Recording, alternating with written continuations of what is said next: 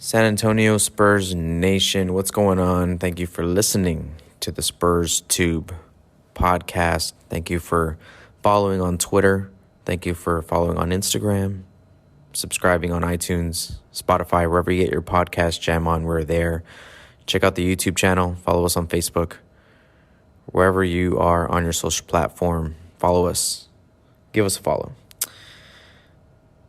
Spurs season is over. The last episode that I recorded was kind of like a little preview episode for the play-in game. So we're going to talk about the play-in game a little bit. We're also going to talk about, we're going to do a little mini reflection of the season and what some of the highlights were and what some of the lowlights were and kind of what the end scope is, now that we're finished and everything's said and done, what is the new scope for the San Antonio Spurs? And then we're going to look at what's next, what's coming up next. What do we got to be aware of as, Spurs fans and what's going on with the Spurs organization moving forward. So all that coming up. Go Spurs, go.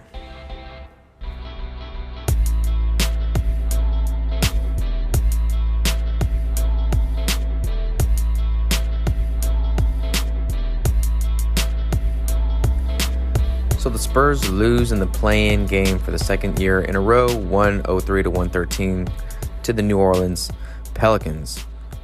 Kind of the same story, different day, right here with the Spurs in this play-in scenario. I know going into it, Pop kept referring to it as a learning tool, and we're using it as a developmental tool to get guys better and let them play in games, gain experience of like games that actually have stake to them. You know what I mean? So it's a good learning experience. I've talked about that a lot, how important that was. And you know what? Just for the second year in a row, we took a beat down straight up. Going into it, I remember saying that they scare me only because of their experience, and that's exactly what killed us. McCollum was like, this is just another day in the park for me. Valanciunas did us dirty. Brandon Ingram went to work. Those guys just have big game experience. So, they took advantage of that, and we were kind of shell-shocked for a little while. Talking about this game in the perspective of what it meant for the Spurs, I thought there was a couple interesting points from this game that we can take away. And one, it's pretty cool that Devin Vassell and Joshua Primo both got the start in this game. I think moving forward, that's huge for this organization. Devin Vassell was ready to go from the get-go. I think he had 2 threes to start the game. These guys were ready to play, Devin Vassell in particular, and that's kind of what I've been harping on all season long, is that he's the guy that's ready to go, that you got to run your offense through this guy. I honestly think that the Spurs need to quit messing around and next year run a lot of sets for Devin Vassell. If you're trying to score baskets, I think you can do that with him. You can run your machine through Devin Vassell. He's that good. He showed that he was ready to go in this game. He was one of the guys that impressed me. Devin Vassell finished with 23 points in 37 minutes.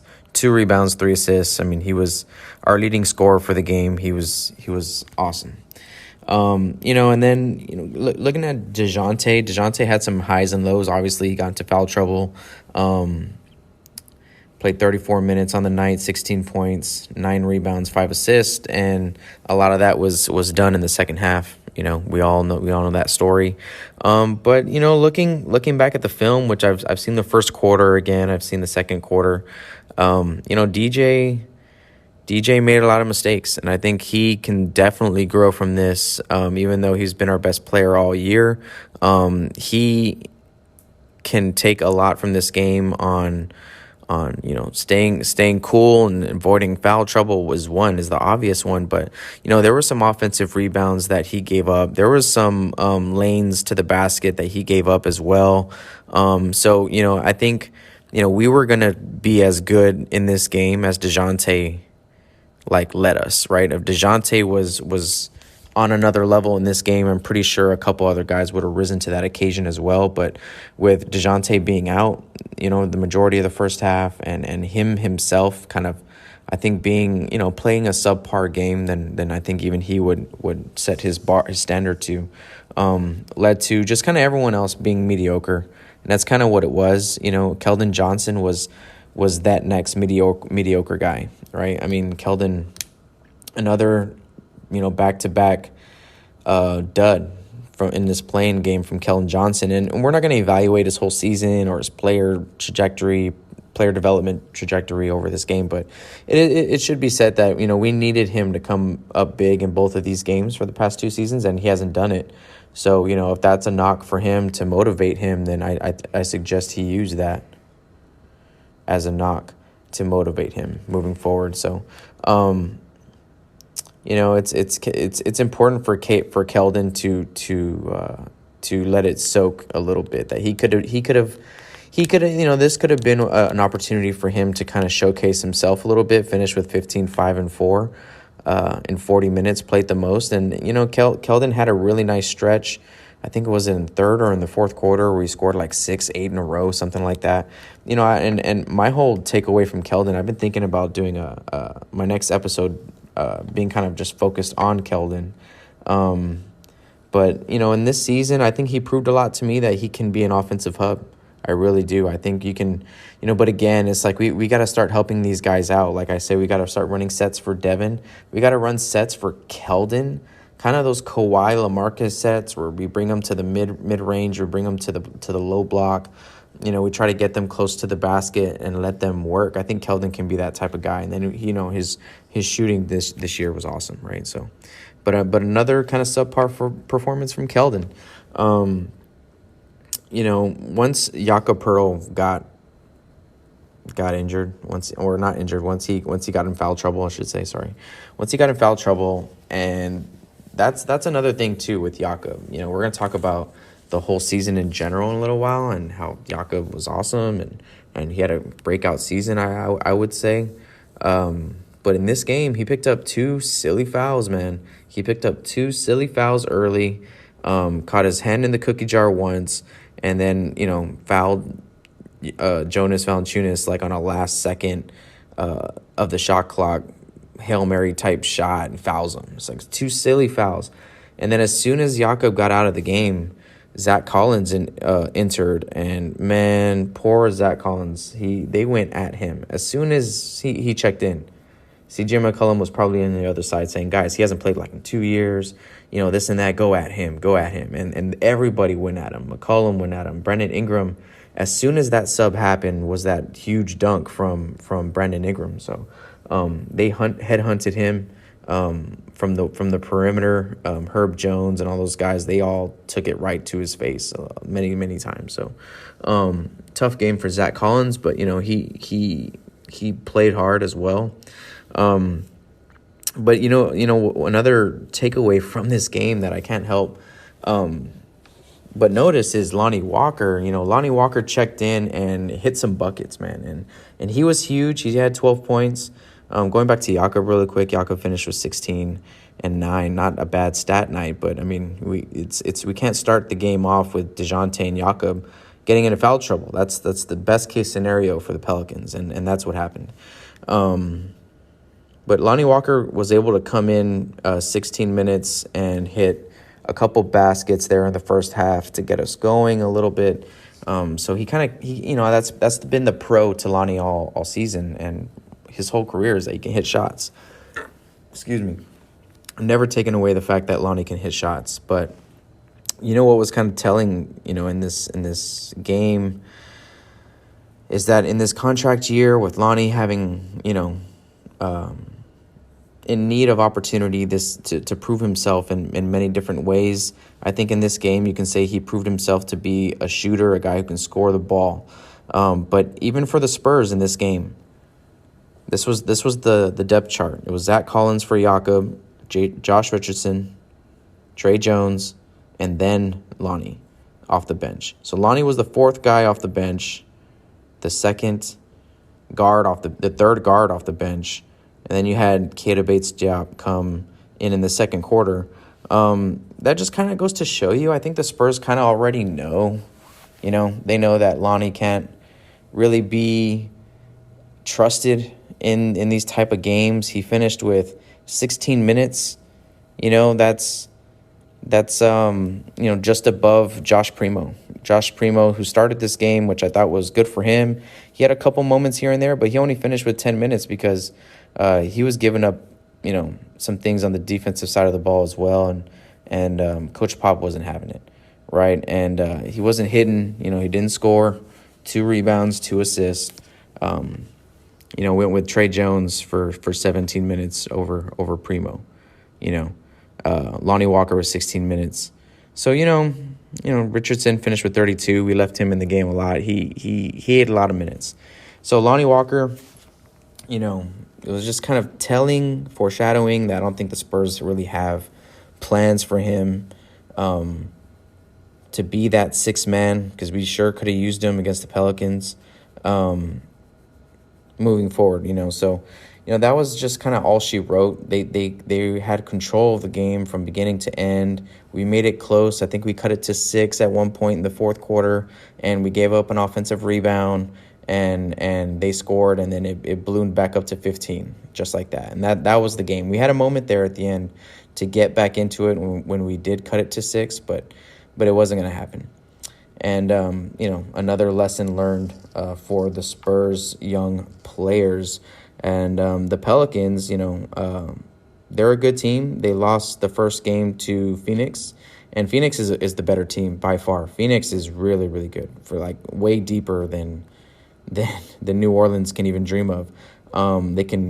Phoenix can work New Orleans in a lot of different ways, where I feel like New Orleans can win some games against Phoenix, but their big guys have to go off. Their guns have to go off for 20, 30 each in order for them to win. So we'll see how that goes.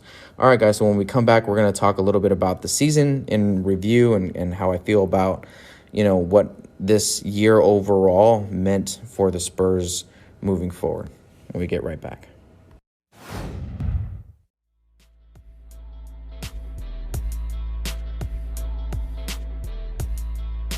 All right, so let's talk about the year in review for the San Antonio Spurs. Expectations, did we exceed them? I'd say we met them, right? I think just about everybody thought that the Spurs were going to make the play-in and be, right, one of those fringe teams. I remember saying on my YouTube channel a long time ago, last offseason, when we were doing live shows in the offseason, was that, the Spurs are going to be just as good as we were last year. And I don't think we're going to be able to be bottom of the conference, because in order to be bottom of the conference, I mean, you really got to be bad. And, the Spurs are going to compete, and we know that. So I never really thought that was in the book. So the Spurs finished 34-48 for the season. That's 10th in the West. And, going to start talking about some highlights of this season. What were some good things from this season? You definitely have to start off with Coach Pop, winning the all-time record. That was a special moment for anyone who's been a part of the organization or a fan of the organization or have cared for this team or anything along the way. We know Pop and everyone adores him, and we celebrate for him because we know he's not going to do it himself. So him, breaking that all-time wins record and being the statistical GOAT. Now it's like you can't even argue it. It's like, who has the most wins? Coach Pop. All time? All time. Okay, well, I think we know who the GOAT is. Are there better coaches maybe this season? Sure. But all time, we know it's Pop. So that was a special moment. Then you got to go to DeJounte being an all-star and him just continuing to get better and continuing to show us that he can do more and he can evolve and he can continue to unfold different layers to his game that I'm not even sure he knew that he had, but he's going to put in work. And I've heard him say many times that when you put in the work, good things are going to happen.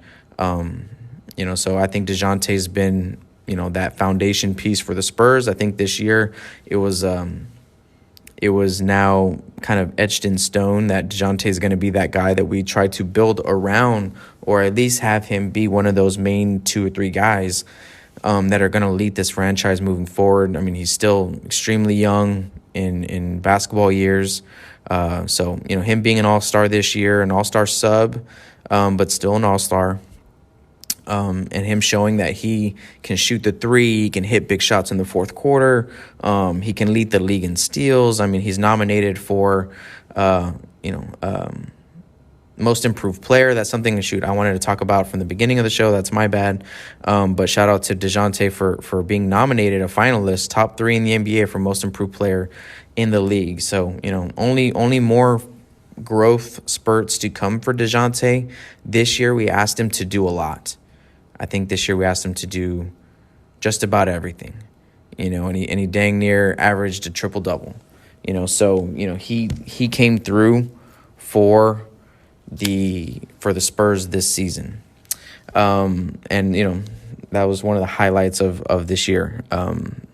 The next is Keldon Johnson. I want to talk about Keldon Johnson's year, and the shooting has to be talked about. It's the obvious one. It's the one that everyone knows that he's been that's been something that no one saw coming this season, was how well he was going to shoot the ball. And I just have to jump on that bandwagon because I did not see that coming. I knew he was going to probably shoot it just as good, or if not, just a little bit better. But to be as efficient as he was extremely impressive. And, talking about KJ, the reason why I'm kind of really excited for him, and I actually do rate his season pretty high, is because he showed to me, like, in certain games that he's able to score the ball. I don't think we ran anything for him this year. We gave him maybe, 20, 30 possessions total or something like that, just like on the block to go to work. And I talked about it earlier in the pod, how I think Keldon can be an offensive go-to guy. But we just got to get him in the right spots. We got to get him closer to the basket and then let him be able to dominate in transition and shoot the ball the way he did this year. But let's help him get easier shots around the rim, better matchups, stuff like that. Let's run some things for Keldon. So Keldon actually proved a lot to me this season. Another highlight was Devin Vassell and how he played. Real quickly, Joshua Primo. Going up and down from the G League all season was a big developmental booster for him. The Spurs did the Spurs thing and sent him to Austin, but they also kept him around a lot. I mean, he was going up and down, traveling all around the country, I'm sure, going from Austin with the Austin Spurs to the San Antonio Spurs from day to day, so I think he developed a lot. We saw him have a lot of bright spots, and I think he is a bright spot of the season, just kind of in an overview. We're not going to get into specifics, but those are some big positives moving forward. Like I said earlier, the emergence of Jakob Poeltl. I'm not quite sure if he's the big guy of the future. But I think Jakob definitely raised his stock this season. I mean, I think he's so much more valuable now than he was in the beginning of the season. And I'm thinking the Spurs, might take a couple calls about Jakob. But I think that was such a great thing this year, was seeing him develop and show so much more of his bag and what type of player Jakob really is. And love the effort that Jakob put out as well. He was, a league leader in rebounds and blocks for the majority of the season. So shout out to Jakob for having a breakout season. Now, something that, a low light was the fact that we had to lose some guys. Derek White in particular, who's now enjoying a nice run here with the Boston Celtics, and they might actually be the best team in the East. Derek White was a huge favorite of mine. I'm a huge fan of his. The way he plays defense, the way he runs pick and rolls, loved it. Loved everything about Derek White. So seeing him go really hurt. It really did, though. It needed to happen. And I would never say that, before it actually did happen. But seeing what the Spurs wanted to do with him, it needed to happen. I mean, if we were absolutely, positively, 100% never going to give him a point guard spot again on this squad because DeJounte was that guy, and Derek White was too good to come off the bench and be the backup point guard, and we're going to start them both, and it just was not going to work. It was just never going to work between him and DeJounte, right? So if the Spurs were going DeJounte all the way, it really we gave Derek White a season or 2 seasons to show that he can play next to DeJounte and be a reliable shooter scorer, but he couldn't. Derek White was basically the co-point guard out there, and this team just wasn't gonna be that good with those 2 guys not being able to get it going. There was a world out there where Derek White had no trouble shooting the basketball this year, and he's probably still on the Spurs team. But the fact is, he didn't, and it's been 2 seasons already. And DeJounte's an all-star, and the Spurs had to move on. And to me, I think, and a lot of Spurs fans in general, that was a hard pill to swallow. Drew Eubanks as well, getting traded was one that hurt a little bit as well. Hope Drew does well wherever he ends up. Thaddeus Young, whatever. He was just here for a little while. But kind of finishing off this trade, this whole trade season. This was, I think, part 1. This season was part 1 of the final dust settling from the whole Kawhi thing, the whole Kawhi drama, right? We got DeRozan is gone now, LaMarcus is gone now, all those guys, all the vets are gone and in the playoffs, right? They're all in the playoffs. Patty Mills, Rudy Gay, they're all in the playoffs. And the dust has settled. We've made some decisions with some of our guys. The second part to the final, I think the final dust settling from all of that mess is this offseason, right? And what the Spurs do this offseason. But regarding what this season did for player development, it was a great thing. DeJounte developed, Devin Vassell developed, Keldon developed, Jakob, Joshua Primo, Trey Jones got a lot more run this year, second half of the season as well. Player development was good for these young guys that we know are going to be around for a long time. And, this was as close to tanking as the Spurs are ever going to get. I've said it a few times, the Spurs will never lose games, but they will, figure out a way to make themselves as least competitive as they ever did. And I think that's what they did this year. Look, I've been saying this all season, that the Spurs have been playing this kind of move the ball, share it. We're not running any plays for anybody. Everyone just kind of has to be ready to go and prove something. It was like a tryout season. The style of offense was going to lead to us not being good. That's just what I think. That's just what I think. The Spurs set themselves up to get their best draft odds by running an offense that's not going to be all that great. And it's kind of going to set the players up individually to showcase if they're ready to go or not. And we saw this year who was and who was not ready to go. And, it was kind of like that tryout year. And the Spurs are going to move forward, and evaluated this year. It was basically, that's all it was. It was a development and an evaluation year, on all these guys. Everyone got opportunity. The ball was moving, right? We're letting everybody cook. We're letting Keldon cook. We're letting Lonnie cook. Trey Jones got opportunity to cook. Jakob, right? Everyone got touches, man. Doug McDermott, right? Everyone was able to touch the ball. And honestly, it's a refreshing thing. It's a refreshing thing because for the past 5 years, when it's been LaMarcus and DeMar or LaMarcus and Kawhi, a lot of these guys didn't get to develop, because they only had specific roles. We really took the reins off and let these guys play. But at the end of the day, it wasn't going to be good enough. I think that's something that everyone kind of knew. I thought we could have been better if we would have ran certain sets for DeJounte and certain sets to get Keldon in certain spots and things like that. But we just weren't doing that. It was like a spread offense, small ball offense. Everybody touches the ball, just drive and kick and hit open shots. So we weren't going to be that good. I digress. The season ended, and I think the goal was semi-accomplished. We got the 9th pick. We've acquired assets.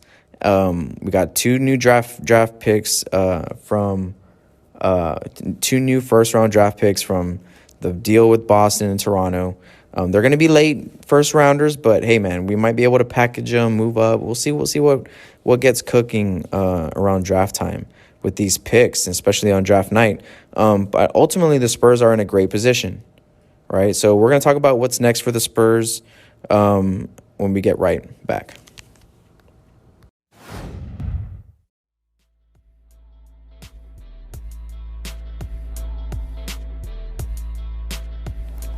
A lot of people have been saying that this might be one of the most interesting Spurs off seasons. It's true. It's very true. Not only because in the draft we have 3 first-round picks and a second-round pick, I believe. I'm not sure how many second-rounders, if it's 1 or 2, but I know we acquired the Lakers' first-round pick as well. So that's one reason to be very excited about this offseason, is because the draft can go in all types of directions. We can trade them, we can package them, we can just keep the 3 picks and get 3 new first-round players on our team and really get better. You know what I mean? I don't hate the sound of having 3 new first-round players on our squad, So, that's, or trading them up to get 2 or something like that. I don't know. So good things with the draft coming. We might even package these draft picks together to get a player. You know what I mean? So, or, I don't know. So we'll see. But in 2022, the draft events are in this order, right? You got the combine starting in mid-May. The NBA lottery is on May 17th. Right, May 17th is the lottery. So right now the Spurs, I think, have around a 20% chance at a top 4 pick, which sounds great to me. I'll take it. I like 9. I think right now we're sitting at 9. It's been 12, 11, and then we skipped 10 now this year. Like 12 was Devin Vassell, and 11 was Primo, and then we might have 9 this year. We'll see who that is. Right, so expect good things there. And draft night is in June. Draft night is on June 23rd. And then after draft night happens, soon after that, we'll have free agency, and then things will get very interesting. The Spurs are very flexible. We've talked about that in previous episodes, how they have so many non-guaranteed contracts on their book. Trey Jones, Jock Landale, Zach Collins, Keita Bates-Diop, they're all non-guaranteed. So there is a world where the Spurs have to let those guys go. Because, why? Maybe we're drafting 3 new guys this year, right? We're going to have to make space somewhere. And then you got Lonnie Walker, who's going to be a free agent this year. And, I think all signs point to we're going to let him walk. If he is back, I don't hate it. I love Lonnie Walker as a player, as a person. I think he still has that high ceiling. We just got to, we got to get it together. We got to figure it out. And I'm willing to do that with Lonnie Walker because he's bought into the system. He's bought into the culture. But he definitely is going to be coming off the bench, in a limited role. So we'll see. We'll see how that goes. He can have a jump still. Lonnie Walker can still have a jump. But I would bet on the Spurs not bringing him back. So that's a lot of space on your roster, and we got Romeo Langford, who's still around, that the Spurs, that might be the Spurs' new project. A lot of people say he's the Boston Lonnie Walker. Like, he gets hurt, he has good flashes, but never really consistent. That's what they say about Romeo Langford. It's the same thing that we say about Lonnie Walker. So you never know. I honestly think that if the Spurs package Jakob Poeltl and Josh Richardson, I think we're both going to be on expiring deals next year, they can get something back really nice for those 2 guys. I think any type of team would love to have those 2 dudes. Looking at who's in the lottery right now. Let me see. If I go to Tankathon, let's simulate a draft order. Let me see, reset. Let's see. So you got Houston, Orlando. Let's look at who's in front of us. New Orleans, Sacramento, Portland, Indiana, Oklahoma City, Detroit, Orlando, Houston. I don't know if any of them would be interested in Jakob and Josh Richardson. But if we can package those two guys to either move up in the draft, that's why I'm looking at these guys, or to try to package them in for a pretty dang good player or for another future first-round draft pick or I don't know. We'll see. But I just don't see them. I love Josh Richardson. Honestly, I would love for him to be a Spur for a long time. It just doesn't – it's just kind of like too easy to kind of – I think he's very valuable, and a lot of teams would love to have him. So, if we're in this asset getting mode, I think those two guys in a trade, being involved in a trade, I see it happening. I see it more likely than not. So, we'll see what happens with that. So this offseason is going to be very interesting. The Spurs can really pivot. They can really pivot into something more competitive next season. We have the draft picks. We have the assets. We have the contracts. We can really make it happen. We have the all-star, where we have the cap space. We're going to be in good hands. Thank you guys for listening. Thank you guys for subscribing to this podcast. Make sure you rate it 5 stars. Head over to the YouTube channel. Follow us there. And follow us on Twitter. All right, at RTJ_SpursTube TV or at SpursTube TV. And follow us on Instagram at SpursTube TV as well. All right, Spurs Nation, we'll get back to it soon. I'm planning more content for the YouTube channel. I'm working on keeping this train going for you guys. So I appreciate y'all for listening. Go, Spurs, go.